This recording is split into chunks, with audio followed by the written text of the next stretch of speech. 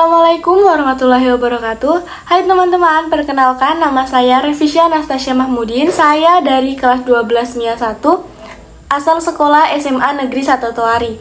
Pada video kali ini, saya akan menjelaskan mengenai materi kontraksi panjang, mulai dari sejarah, pengertian, contoh peristiwa, contoh soal, beserta pembahasannya. Sebelum lebih lanjut membahas mengenai sejarah kontraksi panjang, kalian tahu nggak sih apa itu kontraksi panjang? Jadi, dikutip dari buku Teori Relativitas oleh Dr. Zikri Nur, SSI, MSI, dan Dr. Indri Dayana, MSI, 2021, kontraksi panjang adalah fenomena memendeknya sebuah objek yang sedang bergerak pada kecepatan bukan nol relatif terhadap objek tersebut. Kontraksi panjang atau kontraksi Lorentz biasanya hanya dapat dilihat ketika sebuah benda mendekati kecepatan cahaya. Kontraksi panjang hanya terlihat pada arah yang paralel terhadap arah gerak benda teramati. Hanya pada kecepatan sangat tinggi, efek ini dapat teramati. Pada kecepatan 13.400.000 meter per sekon atau 30 juta mph, kontraksi panjangnya adalah 99,9% dari panjang saat diam. Pada kecepatan 42.300.000 meter per sekon atau 95 juta mph, panjangnya masih 99%. Ketika semakin mendekat kecepatan cahaya, maka efeknya semakin kelihatan. Selanjutnya, saya akan membahas mengenai sejarah kontraksi panjang. Kontraksi panjang didalilkan oleh John Fitzgerald 1889 dan Hendrik Anton Lorentz 1892. Untuk menjelaskan hasil negatif dari percobaan Michelson-Morley dan untuk menyelamatkan hipotesis ether statis atau hipotesis kontraksi Lorentz-Fitzgerald. Meskipun Fitzgerald dan Lorentz keduanya menyinggung deformasi yang terjadi pada medan elektrostatik yang bergerak atau dinamai Heaviside ellipsoid dari Oliver Heaviside yang menurunkan deformasi ini dari teori-teori elektromagnetik pada tahun 1888. Kontraksi panjang dianggap sebagai hipotesis ad hoc karena pada saat itu tidak ada alasan yang cukup untuk mengasumsikan bahwa gaya intermolekul berperilaku sama dengan gaya elektromagnetik.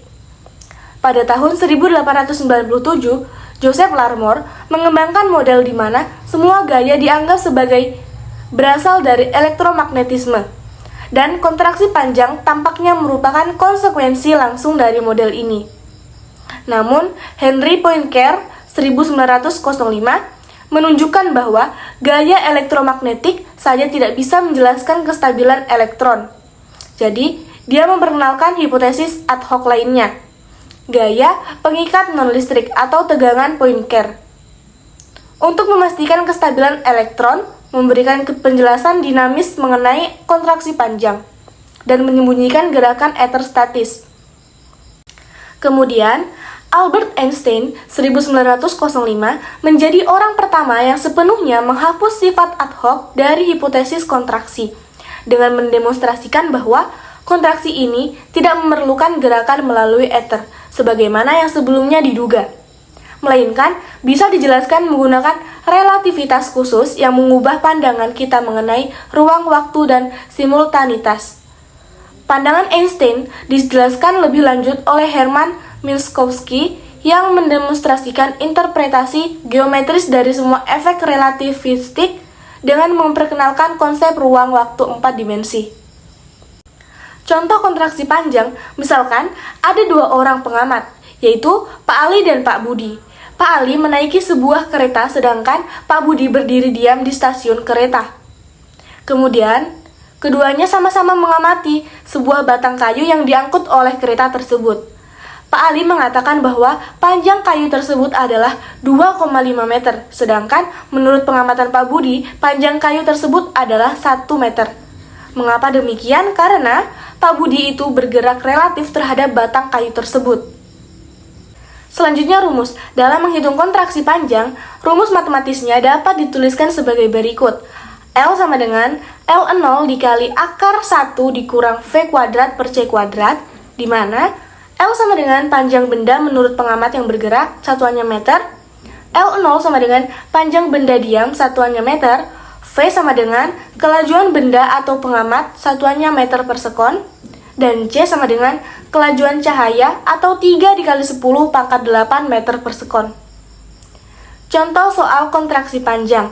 Soal yang pertama, roket yang sedang diam panjangnya 10 meter. Jika roket itu bergerak dengan kecepatan 0,8 C, maka menurut pengamat di bumi, panjang roket tersebut selama bergerak adalah A. 5 meter, B. 6 meter, C. 7 meter, D. 8 meter, dan E. 9 meter. Pada soal tersebut diketahui bahwa panjang roket yang sedang diam adalah 10 meter. Maka dapat kita tuliskan L0 sama dengan 10 meter. Kemudian kecepatan roket adalah 0,8 C. Jadi dapat kita tuliskan juga V sama dengan 0,8 C. Kemudian yang ditanyakan itu adalah panjang roket tersebut selama bergerak menurut pengamat di bumi. Maka kita dapat menggunakan rumus L sama dengan L0 dikali akar 1 dikurang V kuadrat per C kuadrat. Nah, karena sudah diketahui L0 dan V-nya, tinggal kita masukkan nih nilainya ke dalam rumus. Jadi dapat kita tulis L sama dengan 10 meter dikali akar 1 dikurang 0,8 kuadrat per C kuadrat. Untuk mengerjakannya, kita kerjakan dulu bagian 0,8 C kuadrat per C kuadrat. Nah, karena 0,8 C kuadrat itu sama dengan 0,8 C dikali 0,8 C, maka akan menghasilkan 0,64 C kuadrat per C kuadrat. Jadi, nanti dapat dituliskan L sama dengan 10 dikali akar 1 dikurang 0,64 C kuadrat per C kuadrat. Nah, untuk cara mudahnya kita bisa coret yang C kuadrat dengan C kuadrat.